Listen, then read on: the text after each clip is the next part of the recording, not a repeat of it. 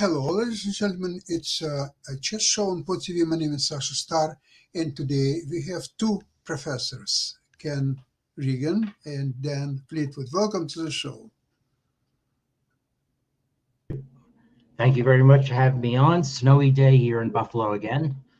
Same in Toronto. And what about you, Dan? I'm in transit at Reagan National Airport. Oh, wow. Okay.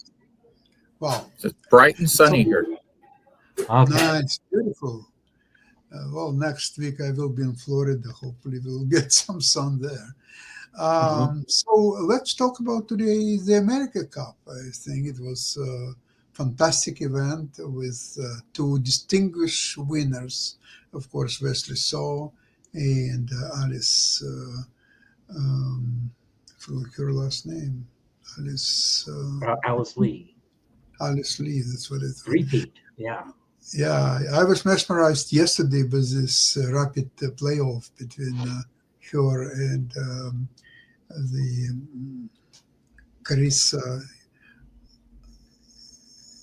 Forgot her last name. Carissa Yip. Carissa Yap. Yeah. Carissa Yeah. Yip.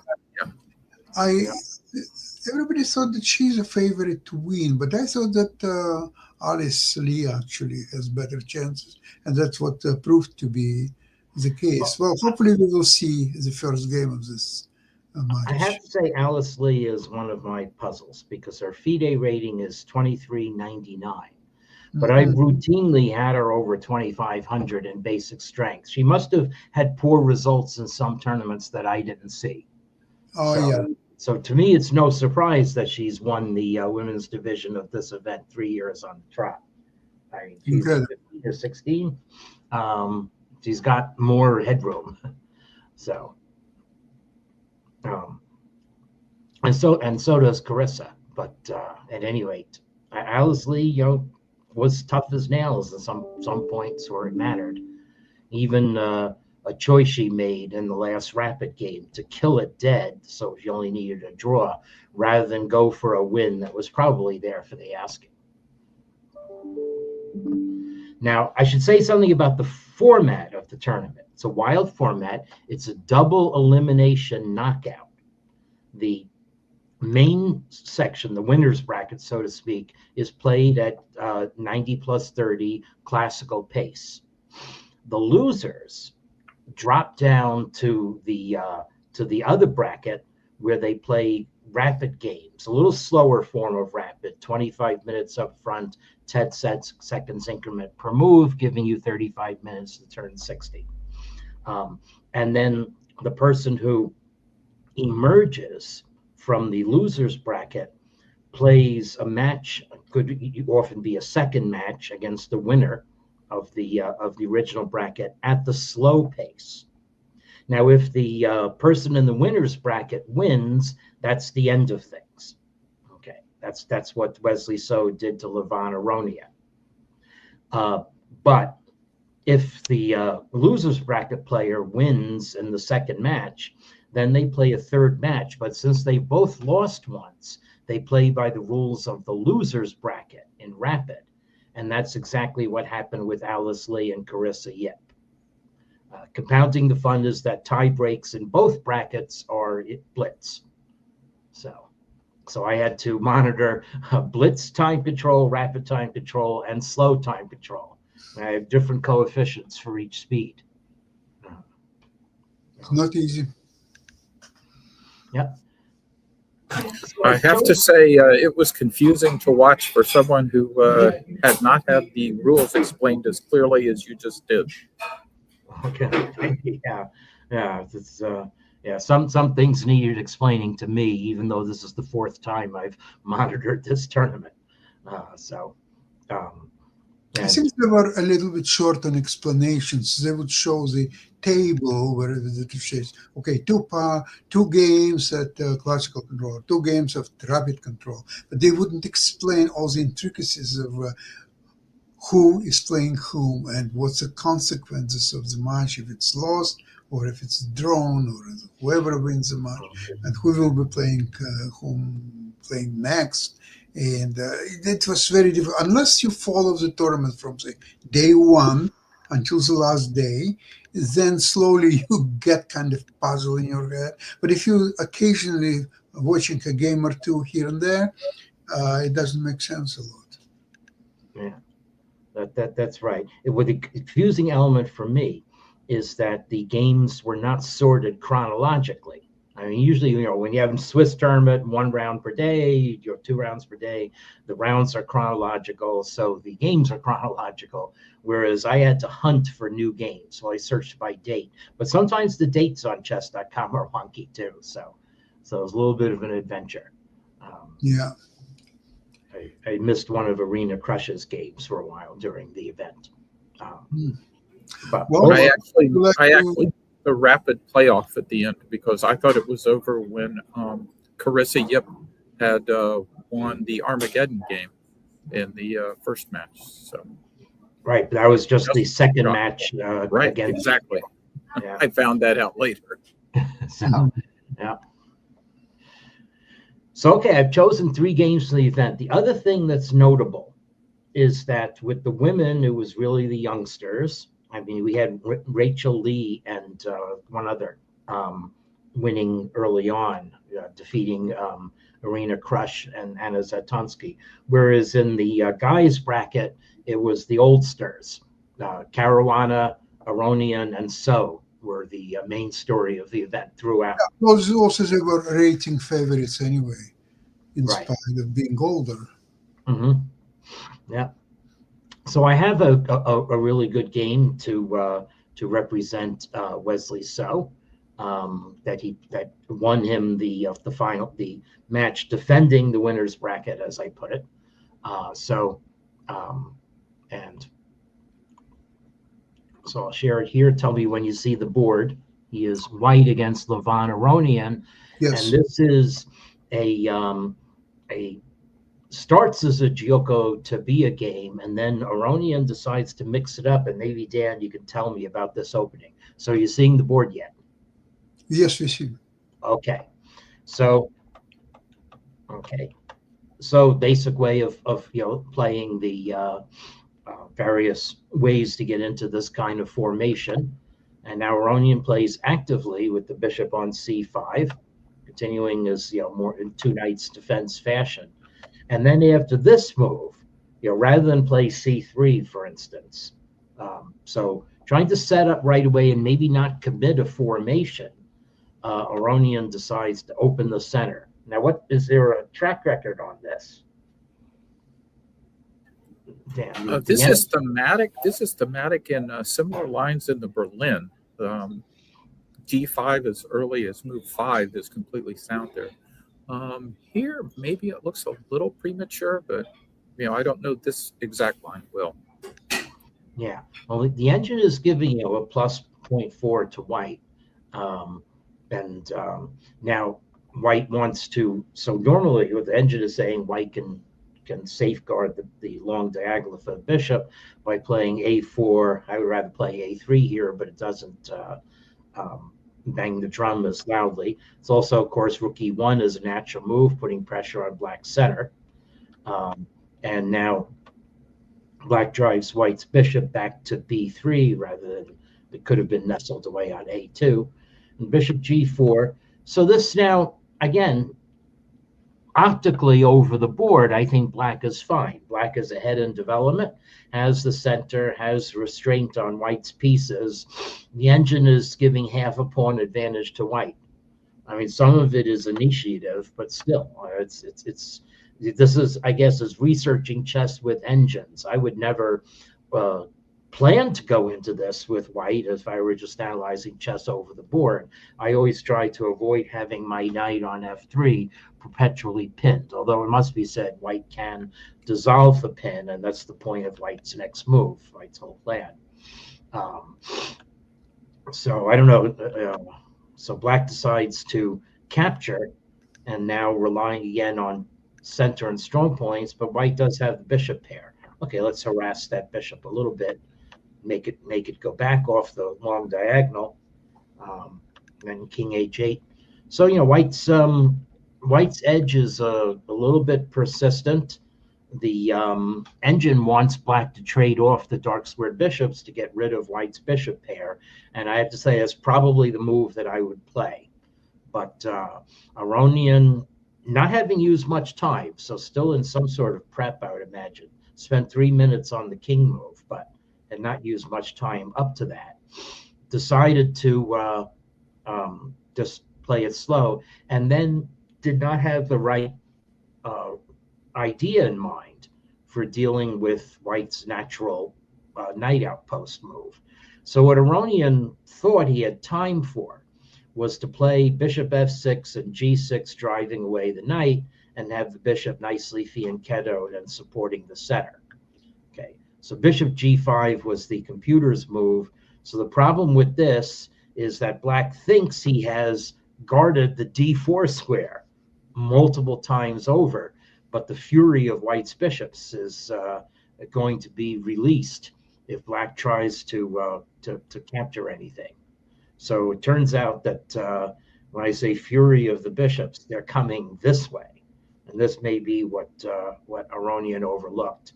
So if you don't have a G pawn, you don't have the ability to block White's bishops with G6. So you can't play that. So you have to play this, and it just gets very rickety. Okay, so black has to sacrifice the exchange basically by playing rook a5, else it's checkmate. So, so this is what Aronian underestimated, and he only used 6 minutes on his reply. He said, "Okay, never mind, it's a shock, but I'm going to carry through my plan of driving back your knight." But the knight wasn't about to be driven back. So it's the same problem. You can't capture the knight because White's queen and bishop are going to crash through with mate on h8. Okay, so you got to do the rook. Okay, now the knight moves, but White has extracted several concessions. In particular, black's bishop on f6 is pinned in a very curious manner. Can't go back to g7, or I could probably snap the f pawn. You have to look, is White's queen getting trapped? I don't think so. So, so now d4, but White is under no obligation to recapture this pawn. So, I mean, rook a d1 is an attractive move that keeps the edge, but White is even better than that. It's one of those, if you see a good move, wait, there may be a better one. And so this now, again, puts black's bishop. So here's another one of these decision positions. The computer's best move for black is bishop e7, but this is so abject. And it also looks like you could get mated on the long diagonal, and you're exposing the f pawn. White has better things to do than to take it. And actually, no, White just takes it. So it's you can't play bishop g7. Okay, so that really does lose stuff. Hello, getting your queen and king for it. That's why you have to keep the bishop on this line. But what Aronian did, trying to stay active, is to play the bishop to a5, h4. You're still ahead in time, but now rook a d1, and so Aronian tries to push back, but White just has a lot of places to go. It can go to b7, can go to e6. This is maximum activity for just one pawn, so Aronian tries to cut down White's attackers, but already has given back that pawn. And now, so it's just very awkward for black. You can't play bishop g5 because White just takes it and loses and wins the knight. So, so black tries to keep the queen, guarding the knight along the h file, but now that just lets White waltz in and win the bishop that way. And black gets a few checks, but now the game is basically really over. And so finishes off in a very nice fashion. White doesn't have to play with a flourish. Even just bishop f4 wins. But, if you have enough time on the clock, you can calculate things like this. So we're going to evict black's king. And queen g8 is mate, isn't it? Wait, is queen g8 mate? No, it's not. White's bishop is not guarding g8. So you play this. Okay, and now White's knight comes in to deliver the final blow. White's up in exchange. This is just disastrous.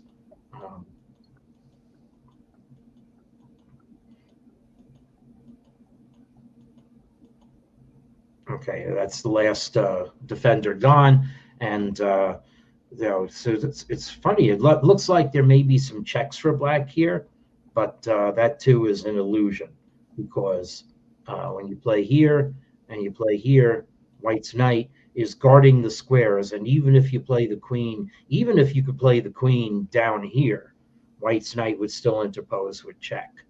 So there is no perpetual check here. So Aronian gave up. So, Yeah, it seemed like Wesley was really in good form for this tournament, playing very, very, very good technique. yes, and he was very solid in a lot of the other games. It was remarked that the classical games and the opening phases of the tournament, which you could find down here, were very solid. And they often went to the tie breaks. So here is Wesley So against Ray Robeson, drew the first two games, and you can tell that they are reduced endgame positions. And then when it got to the tie breaks, that's when they mixed things up more.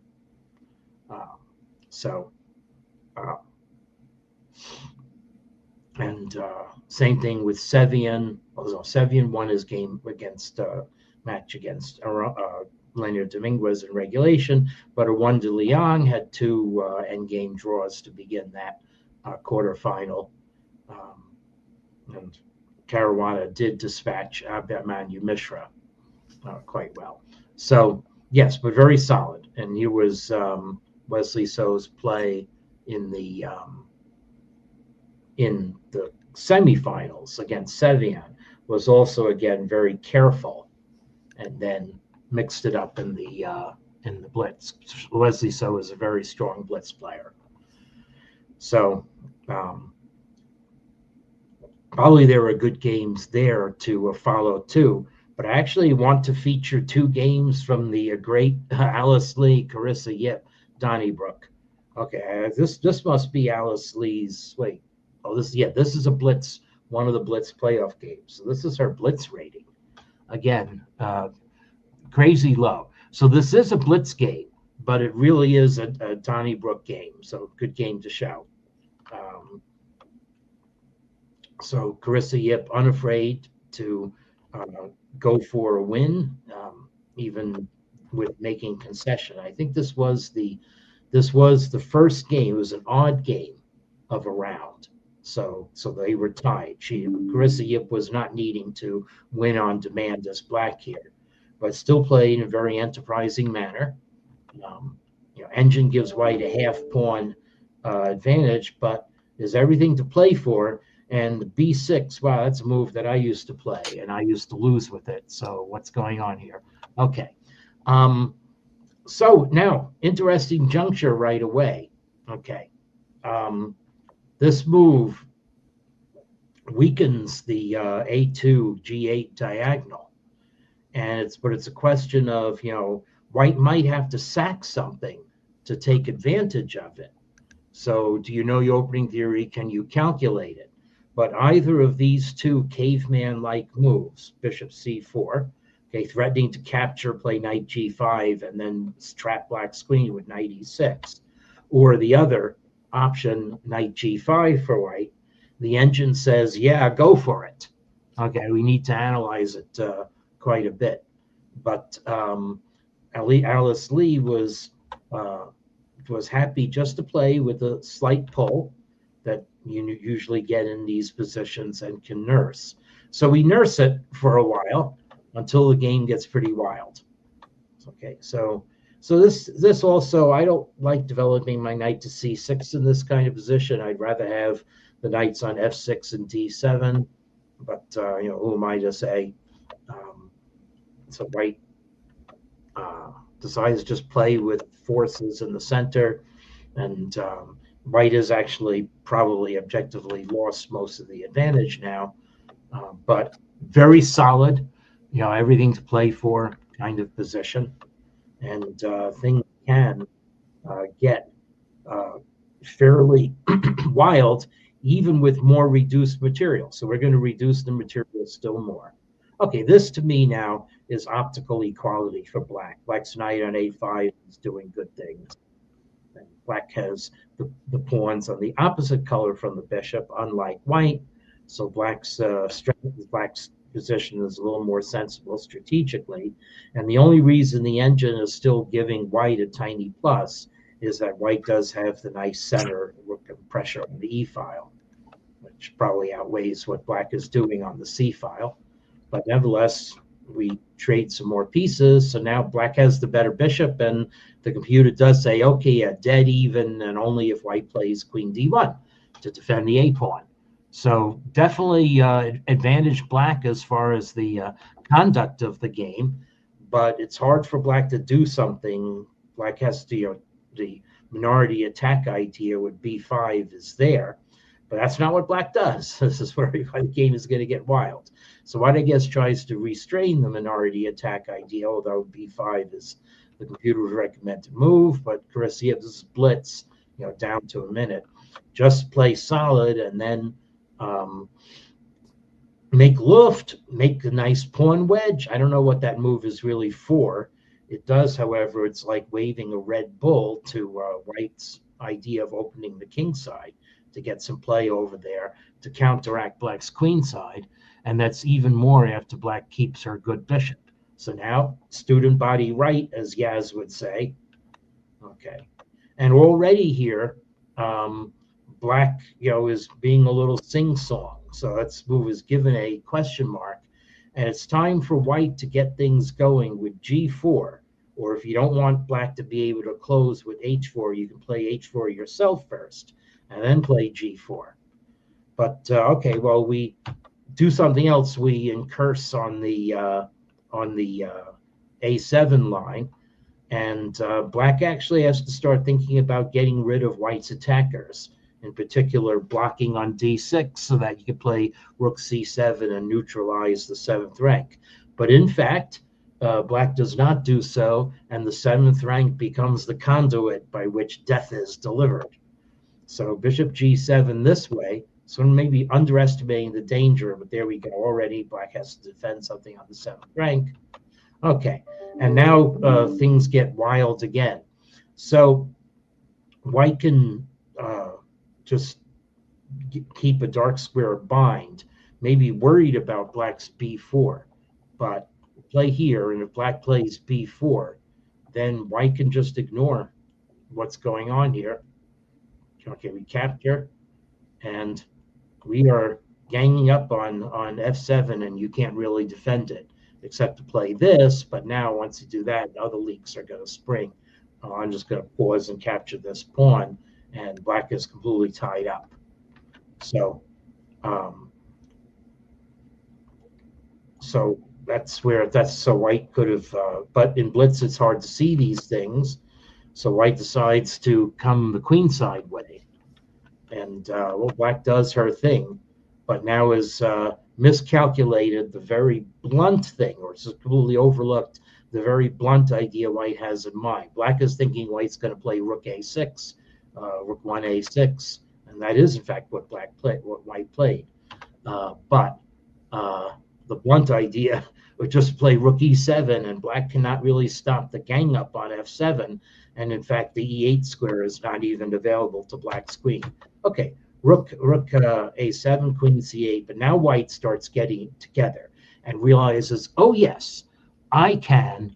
I don't have to defend what's going on c3 because it's only one pawn in this way, and I can start ganging up on the 7th rank. And so here he comes. Black defended in advance, and actually queen e5 check first was more accurate. So last chance for black to defend by getting some air with e5, and did so, but needed to follow up with queen e6 to deny the f6 square. Instead, black allowed white into f6, and now what happens is brutal. So maybe you're only down to 7 seconds in blitz. Maybe you miss that you can't take on e6, but it gets even more fun than that for the end. The end is queen takes g6 check and mate. So triumph of the 7th rank. Now, so obviously a blitz game is not going to be perfect, but this was anyway interesting play by White, conserving some energy in the position and eventually taking advantage of Black's indiscretions, of which the H5 move was one.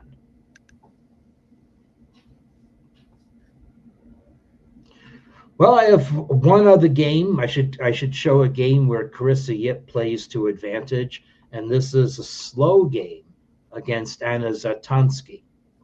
And again, just very nicely conducted thematically by Black. Okay, so first equalizing, and then we played Bogo Indian defense with A5, and then taking the opportunities that are given. Okay, so E5, this is how I would play this kind of position. So I already like what Black is doing. And unlike other Catalan positions, the Fianchetto White Bishop is actually not exercising a whole bunch of influence on the main diagonal. Because in this position, Black can play C6. White can't challenge it with B4, B5 so easily. And if White plays D5, Black will happily block with C5, or maybe block by capturing on D5, because Black has the better bishop with a pawn structure like this. So C6, okay, so the G2 bishop is blocked. Black reinforces the strong point. Nimzovich would like this the way White is playing. Black is playing, massive overprotection of E5, but just putting the pieces on their most harmonious squares. And Zatansky decided to release the tension. And already you could see from the clock times that Zatansky has expended almost 30 more minutes and maybe is really hesitant about what kind of plan to do. So you capture in the center. Are you going to follow through with Queen F5? Did you calculate it? Does the moves by the knight on D7 bother you? And I guess she decided not to. She didn't want to put a piece on E4 either. Didn't want to play E4 for a quick F4. White's rook is on D1 anyway, so that's mistimed. So now Zatansky decides to play like this, but Black's getting in the move G6 is a nice tempo, because Bishop F5 may arrive with tempo. So he traded off some pieces. The engine still thinks White is fine, and White was able to play this move, taking advantage of the discovery on A8. But the question is, what does it do next? So White decides to play C5 rather than B5. The engine actually wants White to play B5. Okay, so thereby taking the Catalan bishop out. And then Bishop F5 gains a tempo, and I guess we just play chess. So this is, in fact, exactly what I would do. I would gain the tempo, and then I would block with C5. Okay, and Black to my eyes is fine. You can also, if you block with C5, is White playing B6, G6, B6 or something? No, White is playing Bishop E4, preventing the putting the bishop on a good square. That's why you want to play Bishop F5 first. Okay. So anyway, but that's not. But Zatansky actually played more thematically to put the pawns on dark squares. So now her bishop is good. I won't say it's better than Black's, because the E5 pawn is still the main pawn in this position, and Carissa Yip has very craftily led White to block her own bishop in. Okay, so we just play this position. White has a strong square on D6. Can we use it? That's the theme of this position. So anyway, so White tries to put some pressure on Black, but Black can defend. So it's a real question. Can White use D6? Black's trumps in this position are that Black's pawns have more to do by advancing than White's does. So H5, H4, very much in the cards. And White is trying to to ready the h4 move in return. Yeah, and a huge clock advantage for black. Yes, that is also true. Yeah. So, so now black starts infiltrating. This might have been the answer to h4 as well. Okay. So there's going to be nice moves. Here comes the h5 idea for black, and so let's take a look and see. So why white couldn't play h4?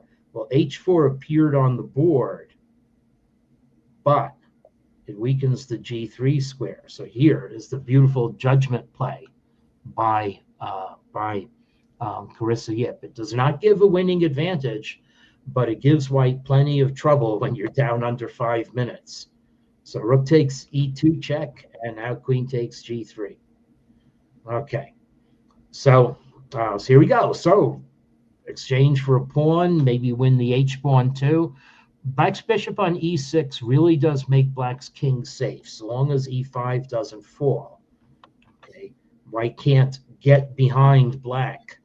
And now just the question is, can white keep this position together? Well, that's something white can do, but now white's rook is away from the board. So we repeat moves, and then Yip decides to go for it with the passed h-pawn, which white's rook cannot defend.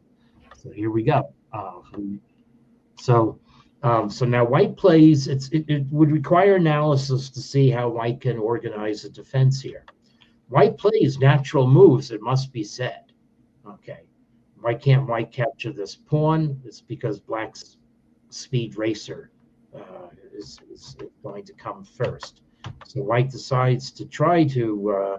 I don't know what the idea of that is. I guess the idea is trade queens and white's king can pose the pawn, but it's a miscalculation because I think the idea was to not lose on time. Right. Yeah, you're right. There's 2 minutes left, so this is just a miscalculation. Whichever way white's king goes, it's bishop mate, and that was the end of the game. So. Well, it's a triumph of youngsters over the veterans. Both Irene Krush and Anna Zatonsky, who won the U.S. Championship total 12 times together. Mm-hmm. I think they're getting out of the picture now. Yeah, they were out in the first round. Yeah. So. Well, what can I say? Thank you so much for today's program. And there were a lot of wonderful games that we haven't seen yet, but maybe in some future programs we will. And candidates are not too far. Right. Starting pretty soon. So please have a good weekend, and all our listeners as well. All the best, and we'll see you next time, same place, same time next week. Okay, thank you. Yep. Okay. All right. Thank you. Bye, everyone. Have again. a great weekend. Yeah, thank you so much. Okay. Safe travel. Yeah, thanks, everyone. Bye-bye.